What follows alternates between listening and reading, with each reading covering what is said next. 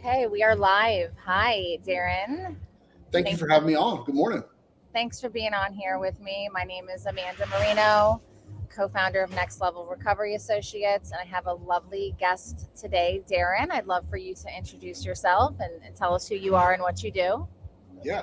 Thank you for having me on, Amanda. You guys might hear a little bit of background noise. We've got an office dog. Um, he's protecting the neighborhood. But my name is Darren Hobbs. I run the firm of Nashville in Surprise, Nashville, Tennessee. We are an intervention and care management company. We work not only in Middle Tennessee and surrounding, but we do travel the country. Sometimes we get to work with awesome professionals like Amanda. Um, I'm gonna move because it's so loud. Hold on. okay. I hear a lot of So ice. while Amanda moves, Yeah, you keep talking while I move. so while Amanda gets situated, our bread and butter is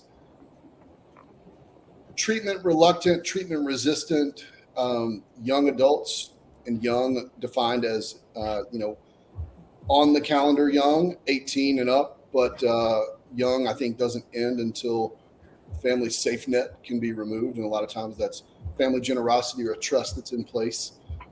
So we work ideally really well with trust companies, attorneys, conservators, and high end families.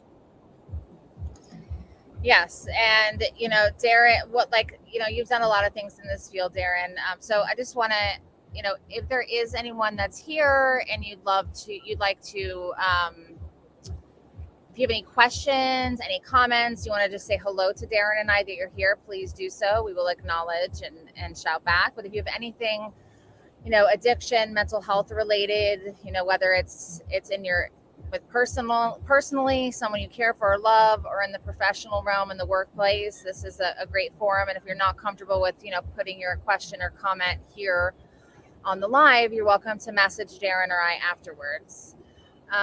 So Darren and I, got to meet on it. Well, we've known each other for years, right? We've Mhm. known each other for, I don't know, on Kind of like outside circle, right? Like like little bumps in every now yeah, and then. it's like people in the field for a long time. Like you were, I knew you were a good dude, knew you were doing good things. You knew you had a program. I also knew you did interventions. We collaborated on the complexity of the CIP application. Forever in your debt. I totally forgot about that until I was on my way home from Tennessee. But we bonded and really realized how much we work very similarly. Like we worked a case together for the first time, and it was like we had done it 20 times together, and that's just not always common.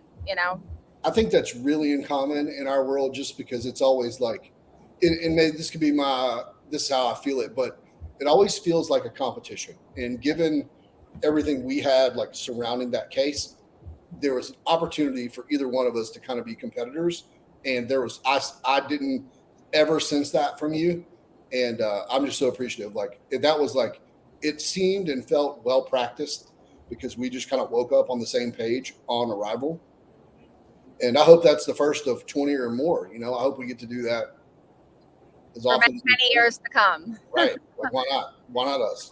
I do believe that there's we are dealing with addiction and mental illness, and a lot of individuals who do the work that we do, interventions, case management, sober companions, a lot of them are in recovery or do have their own stuff, and sometimes we bring a bag of stuff with us, right? Or whether we're having insecure moments, or someone's younger, or somebody's been doing it longer, or whatever the case may be, we can compare and contrast all day long. But why not look for ways we can learn from one another, ways we can collaborate together? Like, I don't see anyone as competition. I don't see anyone as a threat to me. Um, and I just see, there's always just room to learn, collaborate, and grow with all professionals that do what I do, whether they've been doing it for 30 years or whether they've been doing it for a year. I have something to learn from everyone. Right? And I think that's like one thing that I've taken with me is and I want to be like, I think I sit in the same boat as you. Like we're going to be lifetime students of how, the industry itself, of how we can serve addicts and people suffering with mental health, how we can get sharper in business. I'm a student. I'm an unfinished product, um, and I'm happy to be there. I think there are seasons of learning and seasons of growth, and then you get to put that all in place, and then you reset the deck as you get a little bit wiser and stronger. and collaborating to me is the best way. Like if I'm the smartest guy in the room, I'm losing, right? Yeah. Um, so in business and in treatment, we have a common mentor in Marcia as far as what good treatment needs to look like. Hey, Marcia Stone, wherever you are on the map. Hi, Uh, Marcia. Well, Marcia shows us also how to grow and lead with integrity, right. and how And to not be how to afraid of treat who you are employees. and what you do. Yeah, how to show up as a partner, how to show up as the in the big chair, how to show up as a mentor and a guide, and that's not lost on me. We're under LOS, I can say it, but we're trying to regain control of the Nashville Recovery Center, my partner and I, and the lessons we learned along the way are that sometimes the things that the the biggest things you can do for end of scoreboard patient care have directly to do with how you help your employees and how you guide them and how you show them the way. So we're big on that. We make investments in our employees all the time. Yeah, and I think that there's much to be said to like the open-mindedness, the being willing to learn and grow continuously. I hope that never shifts and changes in me. I hope that you and I talk often about being approachable. Like I want to Mhm. be that person that people feel safe, whether it's in our field, whether it's a professional on LinkedIn, whether it's somebody that knows me personally, that they feel safe to like come to me and know that like I'm a safe space. I'm a safe space to connect with. I'm a safe space to ask for help. I'm a safe space, to collaborate. And I just, that's something that's really important to me in my spiritual work and who I am as a person. Yeah, and you kind of get that off like I say that as a compliment. You give that off um, just by the way you smile, by your body language. You're open. You know, I have this RBF that I'm working on. I try to remember to smile more. But I agree. I want to be the same way. I feel like I won the lottery when people ask me what they should do. Outside of professional stuff.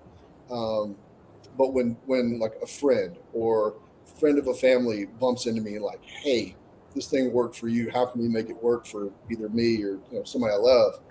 That's an honor, man. Like, what a great way to be useful in somebody's life. Yeah, absolutely. So I'm going to give you a little Q&A, which would be a surprise Q&A. Okay. So the title of like my lives and my newsletter and stuff like that are recovery solutions. Hmm. So I'd love to ask you, as a professional in this field, business owner, someone who's been doing what you do for the length of time you do, what do you, what is important to you for self-care? Because, we do note that there's many people in our field that do take care of themselves and there's many that don't.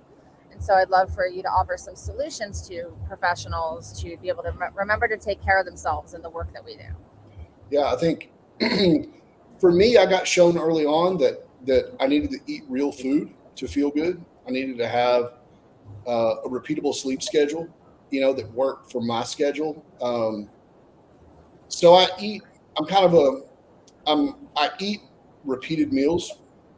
I do branch out every now and then, but for me, the discipline and the growth, or I guess the opportunity to stay level with discipline is that I eat meals on a schedule. My blood sugar, doesn't jump too much. I probably have a little bit too much caffeine, but I consider that self care. Going into a sleep regimen that's pretty repeatable. I work out at the same time most days with the same person who happens to be in recovery. So I get that recovery time. I think part of self care is remaining current or getting current with an immediate circle of people. So I'm held accountable for my best ideas. And I get to run those by the men in my life that care enough to tell me when, hey, good job, you're on the beam, or hey, man, I see something that maybe you don't. Would you consider some dynamic feedback? Yeah. Yeah. Um, I have done and will continue to do intensives around family of origin and kind of ongoing maintenance work of the things that landed me, in the emotional spot an emotional low that I got to, because like you said, the work that we do, we take our stuff with us, And if I'm not clean walking into a family situation or an employee training, then what do I have? What do I truly have to offer? My knowledge and everything that I've learned along the way won't be articulated if I'm carrying all my crap with me. Awesome. We're just going to chime in again. And if you're here, please say hello. If you have any questions, Blake says hi. Blake's traveling today to Colorado. If you have any questions for Darren or I, addiction, mental health related, just want to say hello, want to check in. Oh, Sarah says hi from the hospital. You haven't met Sarah yet, my team and family manager. Okay. She is having her baby today. She's there at the hospital. And Blake said Darren equals the king of Tennessee. Hey, Blake, I hope safe travels today, dude. Where's he going? Right from the highway. That's support. That's a supportive team showing up. I like that. And Sarah's in the hospital? Girl, put your computer down. She's getting prepped for a C-section. Hey, so on my Sarah, congratulations. I hope speedy and safe delivery for you and the baby. Yes, much prayers for Sarah for baby girl to come. Next level, baby number 2. So who's baby number 1? Her son Bryce. He's a baby too. So she's got the block sold out.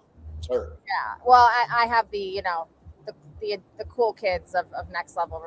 The American Scarlet, the big kids. Okay. Yeah, you got the OGs. And then we have a whole mess of animals. So we have puppies, a Next Level dogs, puppies, and now we have a Next Level bird, a lovebird. Danielle, our newest addition, has a lovebird. Okay. So, yeah, we're big on the pets and the kids. Same. So I've got you to talk about being a dad and work and finding the balance in that too. With self-care. Sorry, first, but go ahead, finish what you were going to say, and then we'll go into that. Well, no, I don't want to one up anybody, but we are the new parents at the firm. We are the new parents of 2 goats. We have Bob and Rico. So now I got to get a goat. Well, you got to get 3 if you want. 3. How about I get a buffalo? How about I give you 1 goat and each have 1? I don't think I will cover the transport. Is it a service animal? I haven't looked that far, but I think our clinical director can sign off. So I believe, I think maybe today's the day. I did see an article. I don't know how true it was. It could have been like a spam article, but that somebody tried to bring a pony on a plane as their supportive companion, like animal. Hey, if you can get away with it, I think that's real. Sorry, it's a little hot out here. I'm on a rooftop, so you're good. So that's a good next thing. So being a professional in our fields, how do you balance being a dad? It's I think it comes down to like, if I own my morning the way that I've been shown to do, if I get all of my outbound stuff in the morning, that leaves me in the afternoon to be reactive. And then, 4:30, 5 o'clock when I pick my little boy up from school, he's 5, so he'll enter kindergarten next year. So he's not going to do a lot of self-guided things, with me at home. No, he wants to play with dad. Yeah, he wants to play ball. He wants to go outside. He wants to go to the pool, all that stuff. And I'm down. I want him to be able to have like the greatest childhood ever. Yes. So when we get off from school, phone goes on, do not disturb, and it's daddy teddy time. And that's just what we do, I can either do, and it's fun. Like it doesn't feel like it costs me anything, but like, no, because nothing's that important that it can't wait. I used to believe everything was an emergency, but like, no, it's important. We have to shut it down sometimes. Right. And I think that goes on to like, and I'm sure you've gotten smarter too. I'd love your take on it. When we start out in the intervention world, it's like, oh crap, my phone's ringing. I have to answer this right now because they're going to call the next person if I don't. And what we get with a little bit of seasoning is that, there will be cases that almost bounce my way, but then end up with you at Next Level, or they're going to bounce my way and then end up with Ken or Zach or Sam or whoever. And nothing meant for me is going to pass me by. I 100% believe that too. Like things happen to us. Emergency, then there needs to be like, maybe some police involved. Like I'm also at that place too. Well, it started not before I did interventions. When I just worked in the treatment industry, I treated everything like it was 911. I always answered my phone. And now I have to have times where I put it on do not disturb. There's times where I block it. I block off, and there's other people they can call on my team. And then if it's that like emergency, I believe that that's the shift that's going on now, at least with the new age professionals, where we're like taking care of ourselves. Yeah. And in the way you phrase it, we're here to create lasting change. Yeah. Right. So lasting change. Am I delivering lasting change if I continue to answer the phone about ticky-tack, knick-knack things for my client families, or am I soothing them? Right. And we frame this up early on, like, hey, not only are we going to show you how to love with authority and live inside of a framework that works in recovery long term for your loved one, we can't ask you to give away something that you don't have. Totally. Right? So if mom and dad or wife, brother, whoever, husband is, more worried about, a thin pillow or a towel not being fluffy enough or whatever the deal is that day, if they're more worried about that than they are doing our family curriculum and diving in and doing their own work and getting into Families Anonymous or CODA, we just have to we consistently say that, a handful of things, much like you would like a new employee, or, we just have to remember that the main thing has to be the main thing. And that's starting with taking care of self. Yeah, I remember when a huge boundary shifted for Blake and I early on. We had a family that knew we were out of town, visiting a center, and like literally called us on a Sunday morning at like the crack of dawn about shampoo for their kid. And we were actually on our way to go to my dad's gravesite for the first time ever. And I let the family know. I was like, listen, I just want to kind of put this in perspective for you. It's a Sunday morning. I'm going to see my dad's grave for the first time, and I'm getting a call from you about shampoo. Right. And regardless of where you were going, it's still Sunday morning, right? But I wanted to be honest, you know what I mean, and authentic, and be like, this is really what's going on right now. And so now we set a standard from the beginning. Like, listen, our business hours are Monday through Friday, 9 to 5. If we have something that's after, then, it needs to be like, if it's something that can't wait for the next day, you can always email us. If it's about like an emergency situation, of course, but that's just, we have certain parameters that we establish with families from the get-go. Because if you don't, then you can end yourself, getting no time for yourself and getting advantage of it. And it only took me till like last year to figure that out, that here's our business hours, right? We schedule calls, and all of this out of just like, hey, I'm gasping for air necessity. If I don't structure when clients can have access to us, then it's just a buffet, and they'll take advantage, Yeah, I mean, they're hurt and they're scared, and that it's like measure twice, cut once. What the farmer, what the construction guys, the old time guys would say, or like my granddad would say. It's like, hey guys, here's what we're offering. Like, let's make sure you understand how this service works. We want to support you to the best of our abilities, and here's how we do that. Come from a place of wanting to help create the lasting change. They're never to be mean or never to not show up for the people that we work with. Correct. They're to help them. Sometimes people have to sit with knowing the solution and being reminded of the solution and figure that stuff out themselves. The sitting with it part, for everything is the hardest, right? Right. Think about like, how did you change and go from, hey, I'm addicted and sick, to, hey, now I'm willing to take some suggestions. You have to sit in some discomfort to some degree, right? Yeah, I still do.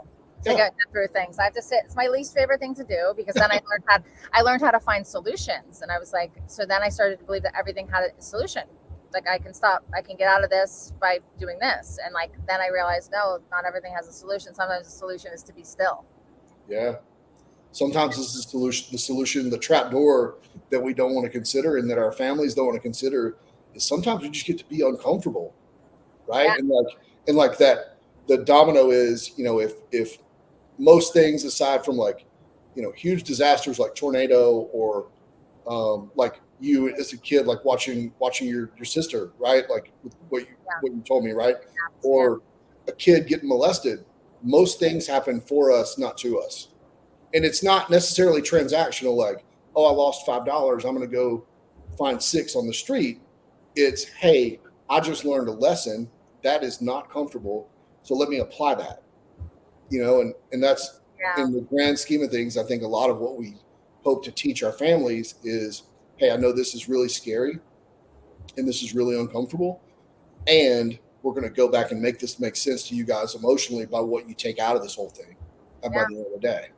Yeah, absolutely. No, that's so spot on, and it's definitely you know it, everything is just gets more and more complex. I feel like since COVID, since the fentanyl, since like everything is so much more the comeback of the crack cocaine, like we're seeing, we're having to continuously evolve as professionals and how and what we do, and really have to collaborate. Like we're big collaborators at Next Level. I know you guys are too, but like, when we need to identify when somebody needs a dietitian, if there's like the eating disorder piece, if somebody needs like the medical care, like you were talking about with the wounds, like when 23-year-olds tell me that their drug of choice is fentanyl, I tell them there's no higher high for you. There's either death or there's getting a spiritual connection and growing on that. That's the high you're looking for. Right. So how are you feeling about the complexity of things and just it's just like a constant, like we have to stay up to date. We have to stay, constantly find solutions to help people in different ways. Yeah. It's not getting better, unfortunately. Complexity and we talked about this the other day with like just with the comeback of the year, crack cocaine. I think that's largely in part due to the strength of the fentanyl. I think that's why we're also seeing comeback in meth use. It's because the fentanyl's everywhere. People are going down with the fentanyl, so they've got to take something to bring it back up. It makes total sense to our addicted brains. For any non-addicted or non users, people that don't have a history, our brain seeks balance even when we go and continuously manipulate whether I'm going up in speed or down in a trough. We want balance, and so if I'm high on fentanyl, that means I'm going to be nodding out. That means I'm going to be desensitized, and I'm going to be certainly pain-free, physically and emotionally, right? But then my brain is telling me, hey, I need to go back up. So then I seek out a source like crack, or I seek out a meth, and I drive it back up. And I'm looking for this real skinny, perfect window in the middle, right? And if I get outside, either up or down, I adjust my intake accordingly. And that's the perfect high. And what you mentioned, that perfect high that people are looking for now, where they end up more often than not now is death. We're losing 200 people a day, and I think that speaks to the question around complexity. I think to me now, urgency, where you used to be able to slow roll a lot of interventions. Well, there's just a little bit of prescription pills and maybe a little bit of wine binging or weekend alcohol intake. I think now that there's fentanyl everywhere, the urgency goes through the roof, and we have to act accordingly. We're on the front lines. We have to coordinate care. We've got to pull in, side providers as needed to properly triage. And now more than ever, we're going to have to collaborate because, my best A, B, C, D options might be taken and being, busy in any given situation, and you might have a case in Atlanta. Right. And we might have to, or I might have a case in Atlanta and need to borrow some resources. And,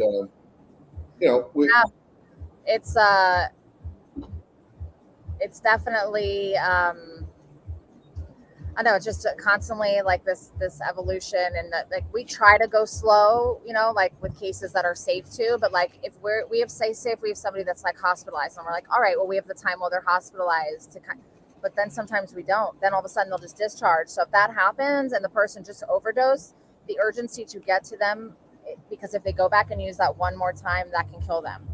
So it's like we have to be like you and I wouldn't, with our work together, we have to like have a plan and have a structure but we have to have like plan B, plan C, be ready for anything that's thrown at us. Oh, new information. Oh, there's tons of generational trauma. That would have been nice to tell us. And then lots of digging that we did. Oh, this one uses drugs and has concussions and has a mental illness. These are things that we try to find out in the front end, right? But sometimes people don't always disclose all information. And you have to be constantly ready to shift and bob and weave. And I tell families that they want to know, like, sometimes, like, what's it going to look like, because they're so scared. They want to understand the control of it. And it's like, this is what we're planning, but like it could go this way or this and just be ready for us to have to shift it, because we want to be impactful, and we'll do whatever we have to do to shift in that way. And you and I did that so well. We stepped away together many, many times, and okay, well, now we have this information. Now what do we do with it?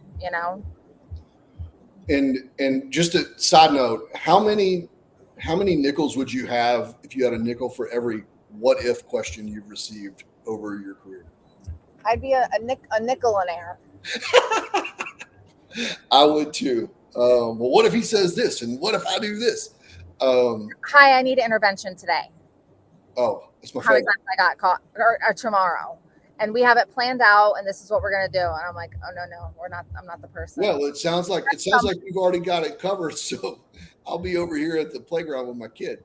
Or if someone, a professional, like in a treatment setting or something, refers me a case and has the whole thing laid out of like where they want them to go and what, like that, I won't do either, because like I have a team that does that work. Like, I get it. Some people think that like this person needs to go here first, and I'm kind of like, they think that they have like the control. It's like their client, but we don't, like at Next Level, we don't operate like that. Like, we bring everything to our team, to our psychologist, we look at, and we always give multiple options, and we always have reasons behind those options. And so, yeah, I have some boundaries around that too. If you want to refer me someone and dictate the whole thing, I'm not the one. I feel the same. I feel the same way. We'll get treatment referrals, like, hey, that want to handle the business end of what we do for me on our behalf. I don't do that either. No, then we lose things, and we're not best serving the family and the client if we're doing it what's like about business for them.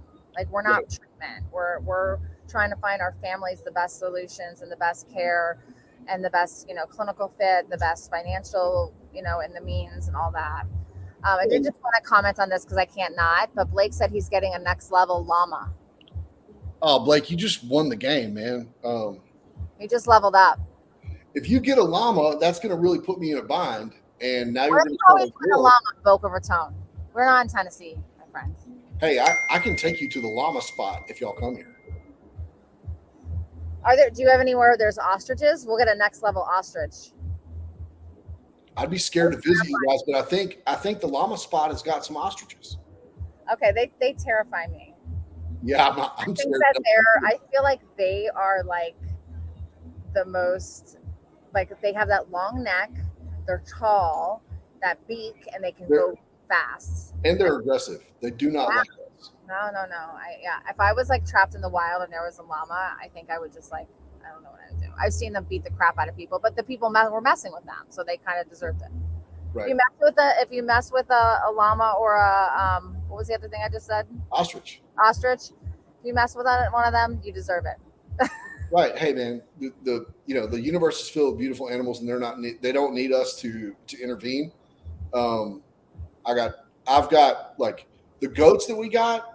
We had a client request a goat. Like, hey, man, this would be really good for my step down care to have something to love. I'm not attached to dogs. I'm not attached to cats. Could I get a goat? And we're like, we thought about it. We ran it by all the heads that needed to consider that. And we thought, yeah, let's get a goat. So he gets Bob. And then Bob was having a great time.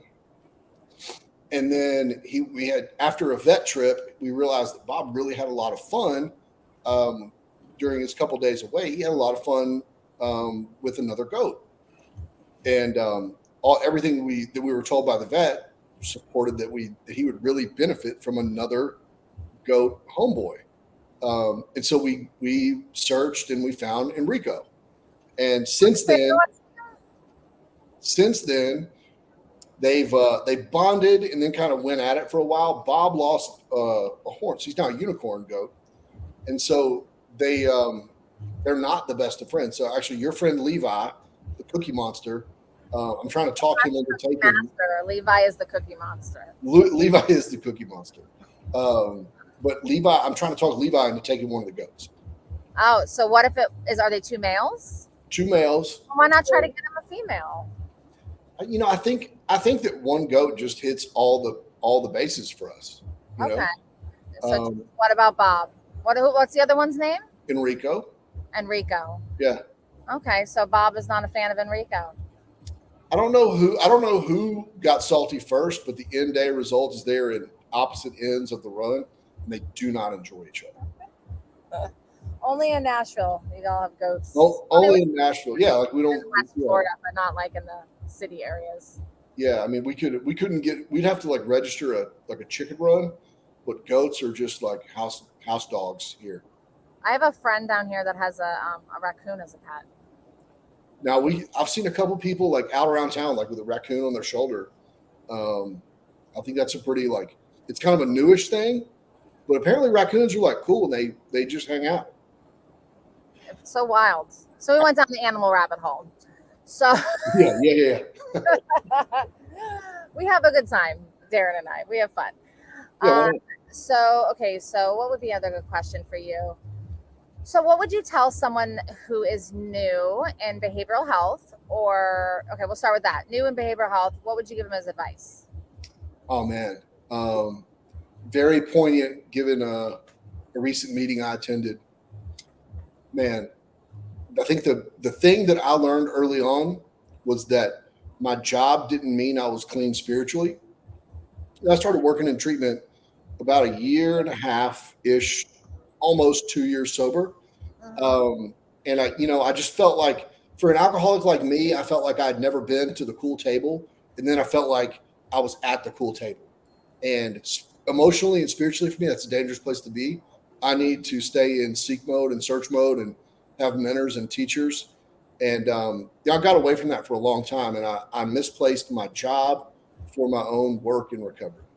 And if anybody is new out there and listening to Amanda and I talk today, I think that'd be the one thing that I think is good free advice that I could give is, hey, the thing that keeps us sober is not the same thing that pays us. And I have to take definite action on my program. Yes, very, very true. Good core piece. I would add, if you start to become good at what you do, don't let that change you. Don't let that, if you become successful or you become well-liked or you become, you notice that you're just good at what you do, don't let it take you out the door. I can't tell you how many professionals I've seen watch come in super humble, get super egotistical, and then out the door and like literally forgot where they came from, and it's like with recovery, like don't forget where you were that last day of your using and how bad you felt before you changed your life. Like remember what it's like, and it's a blessing to work in the field we work in. We work with a lot of people that really care and a lot of really good people, and don't let, because you become good at helping people, turn you into a bad person. Right. It's easy. It's really easy because you watch. We see it in our staff all the time, in our treatment staff. They go from super willing, humble, hitting meeting after meeting after meeting, and then all of a sudden I have this air of arrogance because now I'm in somewhat of a manager's job, right, with young people in recovery. And as well as I do, those people, the techs that work or the first line that are client facing, those are the most valuable people in a treatment company. Yeah. And what we've learned over time is like we have to set the conditions for those guys and girls to be successful, right? Lots of checks and balances, one-on-one time with their immediate supervisor and their supervisor to make sure that we're uplining and talking all the way through. Because there's always, I'm a 11-year industry vet. I learn every day. So how can I expect, my frontline guys and girls to know everything? They can't. It's impossible. Yeah, that made me think of like when we call someone for like a long-term companion job or like a heavy transport or something like that. Like we'll check in with them like, hey, how are you doing? Are you feeling like up to like this? This kind of it's going to be a challenging case. Like how are you mentally? How are you feeling as your personal life? Because we want to make sure you're good. Like I don't want to take someone and put them in a situation and not be fully transparent of what to expect. And I also want to make sure that like, and you're not going to be like not asked to do another job if you say, hey, it's like I have a lot of stuff going on right now, it's probably not the best fit for me. Like I respect that and I hear that. And we want, and like even when people are on long-term jobs for us, or and we provide them with constant support, like constant support. Even on a transport, maybe we're a little like heavy on the communication, but we just want to make sure that everybody feels, all professionals that work with us feel like they're supported, they're not alone, that there's a team, that there's therapy available for them, there's coaching available for them too, not just the client. Right. And I know when I worked as a companion, I worked under some great people. I also worked under some people that I was like, ew, I feel like I'm not even a human by the way I'm treated. And when I get the chance to do this, I'm going to do this and treat people so good that they're going to want to work with me. And that's what Well, we've needed. and you just hit the nail on the head for me. The same companion that's done a great job, 9 cases in a row for you, depending where they're at in their own work, them being able to trust you enough to say, hey, I need to sit this one out. I'm on my calendar, I'm available. The income would be great, but I just need to be able to sit this one out. The trust that you build by just being you, as I'm coming to know you, I think is an asset, because at the end of the day, the client is who matters, right? And who you choose to service the client, right? Even with all the talent and empathy in the world, if they're burnt for now, they're just burnt, you know? Um, with all things considered, with the rate you got to pay somebody else, or the start date and the client need, it's a lot for, your chair to juggle. But like, we see a lot in this industry where it's like, oh, you need a companion, cool, let me find the cheapest solution that can start on the right day. Yeah. And Or you know, people that will like get a call for a companion and put a post on LinkedIn and just find someone random. Like anyone that works on the next level team or is on our roster, we know all of them personally. They've either been handpicked, referred in, and vetted thoroughly. Like we don't want. I mean, there's a need for the other kinds of companies out there that have like larger rosters. I think there's a need for everything, but we chose for us. We don't want to lose like our boutique. We want to be able to not change like our brand by having this huge net of people. We want to stay who we are, and we're super intentional about that. So anyone that works with me, we know them. They're not just some random person I pulled off LinkedIn because I needed a companion. So then I have somebody paying me this high price, and then I'm finding some person I don't even know or trust to like work this complex case. That's scary. yeah, and ultimately, it's scary for outcome, it's scary for liability, it's scary for all the wrong stuff. And I think me and you sit in the same boat here. Like, this is all I want to do. I don't want to be short sighted, um, and not take care of somebody and get run out of town or run out of the next one. And I think, from where you sit, like on the map to where I sit, there's some good people in Atlanta, but and there's a couple of good people around Birmingham. But like, all we have to do to continue to have a great business is just continue to care and take care of people. We don't have to reinvent virtually anything. We have to continue to evolve and get better, as circumstances change. Like we've talked about with wound care and urgency with the fentanyl and the xylazine. Um, and I think like we sit in a good spot to like really be leaders there. No, I don't know of anyone else that's talking about, speeding up the urgency and the need to act quicker. I'm pretty plugged in on other guys and girls social media. I think we're the only people that are out there actually talking about Well, I'll be clear. I want to go as slow as possible, but I it. will be the first one to admit, no, this needs to be shifted, and this is an emergency, like life or death. Like if a case where someone's like using here and there, and binging, and it's like, nothing like fentanyl or like those kind of things. Like, I want to take as much time as I can to know this family, to know the people, to know what I'm walking into, to make sure the right professionals are involved. Mhm. But yes, like, what we've done together, we see that when it has to shift, sometimes it needs to be that day, or that could be it. Mhm. And it's like be quick but don't hurry, right? Be efficient but don't hurry. We have, just like we did the other day, we have we have markers that we must hit, right? A lot of times in sequence to make everything fit correctly. But a lot of times we don't get our ideal. A lot of times it's thinking on the fly. We've got to adjust, remix, act, go. And that's what I really liked working with you, was that we had, I don't know, 5 plans. You know, first one would have been great, second would have been great, third one would have been great, and we got where we got because the circumstances demanded. It was a whole, often it's like this constant crisis management. Yeah, It's when it's like a textbook, like, oh well, it's set for this day and time, and it goes smooth, and everyone reads their letters, and the person says yes, and there's crying and hugging, and like, that just doesn't always happen. right. That case was like one continuous like decision veer matrix. Like, if this happens, do this. If no, do this. If yes, do this. And if If you and I didn't work together how you and I did, it wouldn't have been the same. It Right, wouldn't it have was been, like, yeah, it was like being in a maze. We're in a maze in the dark, yeah, and we just have to constantly triage and adjust. yeah, it was exhausting.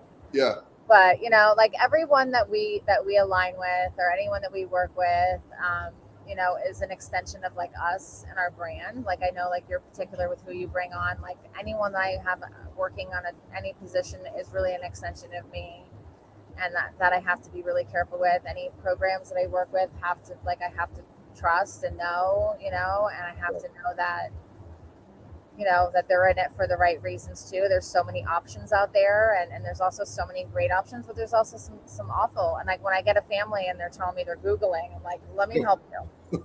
Like, stop please the stop right Googling, now. because you're just really going to find whoever's paying the most money for that ad, even taking someone else's name sometimes for that ad. So to go in blind looking for treatment without going to your, like, a therapist that has addiction background, or going to an interventionist, on the CIP list or the AIS list of, professionals, or a psychiatrist who's trained in addiction. Because, like, our psychiatrist that we work with all the time, Dr. Alvin Morales, he's an addiction psychiatrist.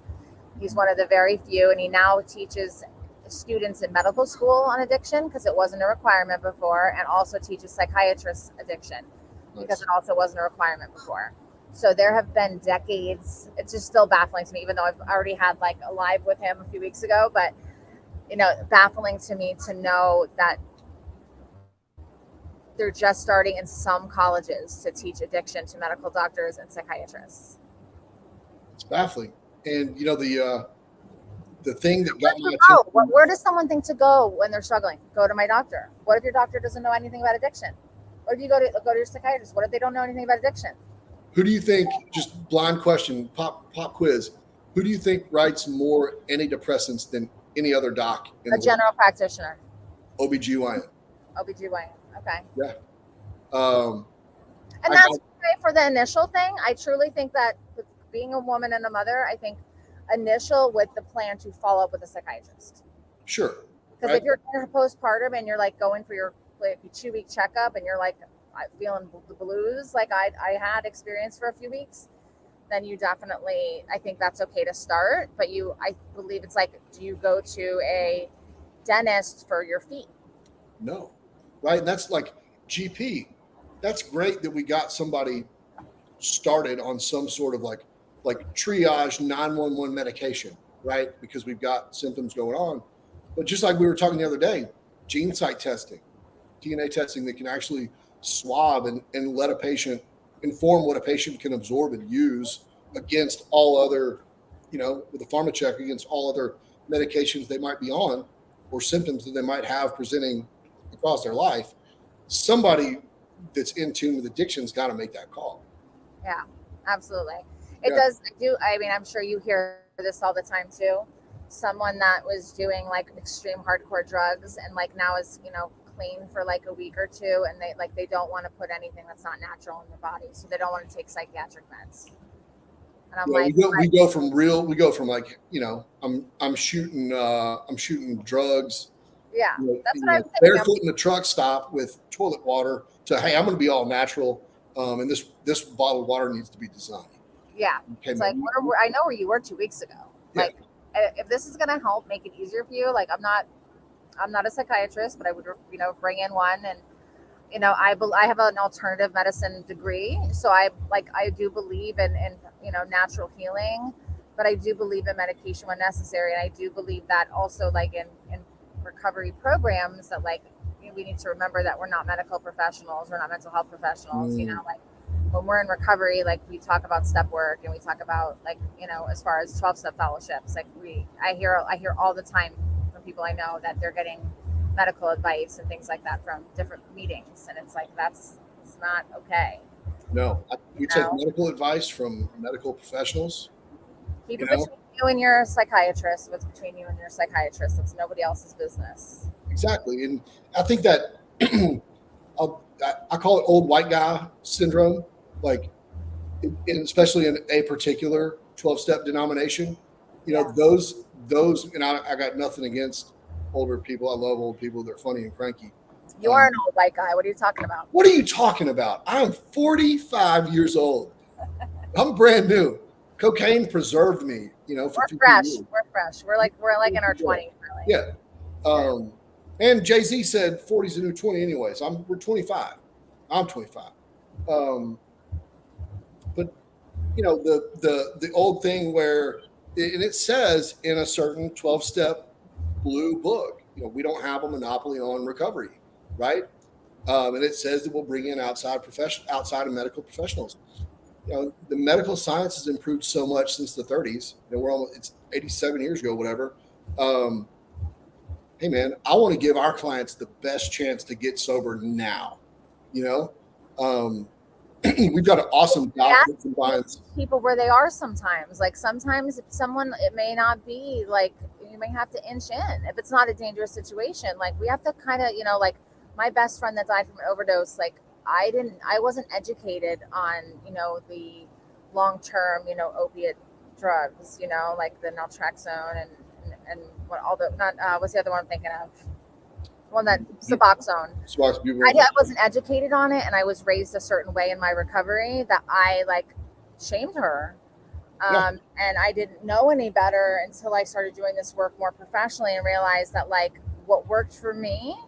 What can work for someone else, we need to have a team of professionals figure that out, because it may not be what worked for you. And like that's where we need to stay open-minded. Like there's so many different ways for people to heal and recover today, and it doesn't necessarily look like what it looks like for me. Yeah, and I think I came in the same way with like hard hitting, look in the mirror, you're the problem. But then also like clinically supported. Once 12-step recovery was a door that, for me, that I thought was the end all be all, and come to find out it was the door that opened and continues to keep the other doors open for me, right? And that's only true for me. That doesn't have to be the case for everybody. But this is a personal spiritual journey of healing, right. Healing your traumas, healing your demons. Like you do take guidance from people, whether it's from support groups, whether it's from professionals. You take suggestions, you follow things, but eventually you find your own kind of version, but at the beginning, you don't know what the heck's the best for you. So you have to follow other people's what to do's, but be careful that, keeping mental health things to mental health professionals and keeping recovery things to recovery. I think that's just a big message. I hear so much of that, and it disturbs me. Yeah, and I'm with you. And I think that's like our responsibility to the people that we serve, to be able to kind of sit as the metric board for what falls under recovery, what follows under medical or psychiatric, what follows under practical. Because us as newly minted, like I'm in recovery now, we still want the easier, softer way. We still want to not feel the things that bothered us 6 days ago, So you and I kind of sit in that chair of kind of eye in the sky in Vegas. We're pointing out potential potholes, Right. making sure that the emotional math is lining up for what our patients or clients are putting into their day. We've got to have all of the needed pieces together, accessible, and running. A lot of times in sequence, or none of it works. If the sequence is off, if part 2 is off, step 5 is going to be off too. We got nothing. Yeah, consistency, stability, shift it, kind of like that shift in bob and weave thing, because like, okay, is this working? No. Okay, is this working? And then I believe in letting people, I want people to have a buy-in to this process. Maybe they don't like an intervention, but then like when we meet with them at like, once they're kind of, detox and settled, like I want to connect with them. What's your buy-in? Like, we don't get a buy-in. If we do get a buy-in, we have a much greater, like what do you think would be helpful to you? What do you think we could add to this? Like, this is what we're recommending, but I want your input. Like, let's remove the shaming. Let's remove the very hardcore, this is black and white. Like, you can have a firm, solid boundary plan, but the way it can be positioned and spoken to clients and families and loved ones can be very supportive and very and just the way you say it and the way you do it can be completely different. Like, I don't believe in the shame model. I don't believe in kicking someone while they're down. I was in a TC adolescent program, and it was the worst thing to send a traumatized teenager to. Beat you down till you build me up. I was already beat down. I didn't need to be beat down. Yeah, we don't need to take people that are choking on humble pie to a humble pie buffet, right? They're good.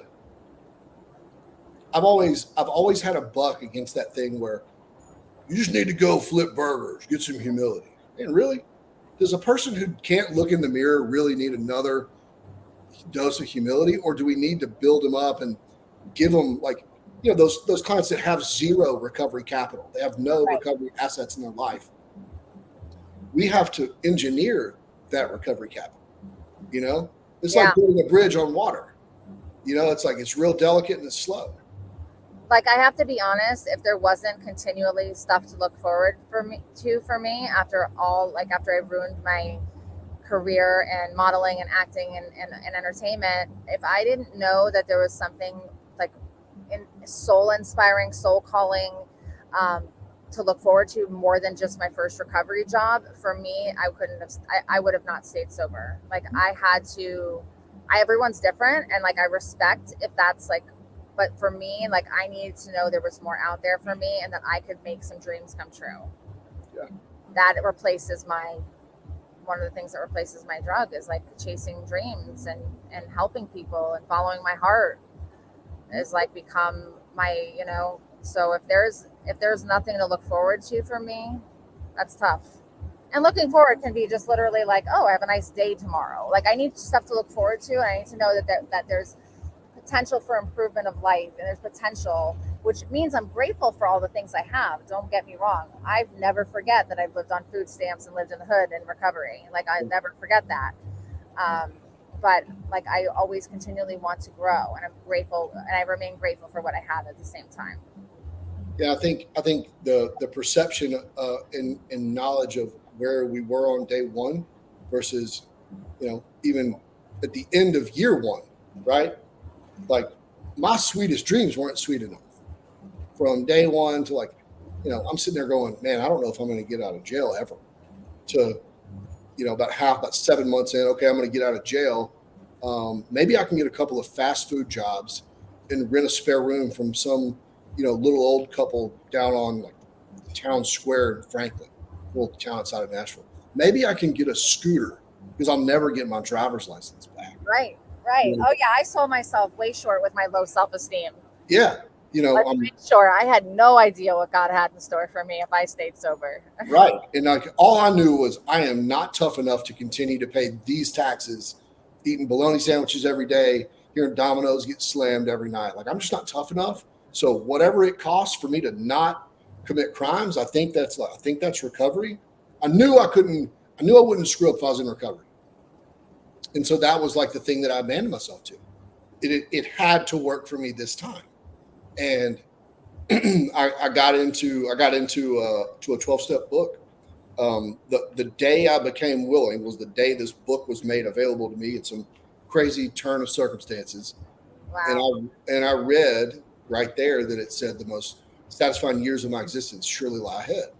Yep. And I found the fellowship and all this other good stuff. But um, that was true for me, and it had the day that I read that sentence had to be true for me. And so just like you, like I have to have something to look forward to. I didn't know I didn't know if I was going to get out, but I did know I chose to believe that line in that book that the best years of my existence lie ahead, and it's I think it's still true. I think it's still true for me today. It's probably still true for you. Like, Yeah, it is. I definitely beat the hell out of myself for the opportunities that my addiction destroyed in me, and I really had a tough time accepting them at the beginning. mhm, Doing my work and stuff like that. But none of if like I wouldn't change anything to be where I am today. So yeah. I'm grateful for all of it. Well, we're gonna wrap up, but any final words and how can people find you? We can also come back and type it in, Cool. as well. How can people find you, Mr. Darren Hobbs, King of Nashville? Yeah. So I'm gonna have to make a King of Nashville. Thank you, Blake, for that title. I'm gonna get a championship belt that says that, but my socials are thedarrenhobbs.com and my website is the same. Also thefirmofnashville.com.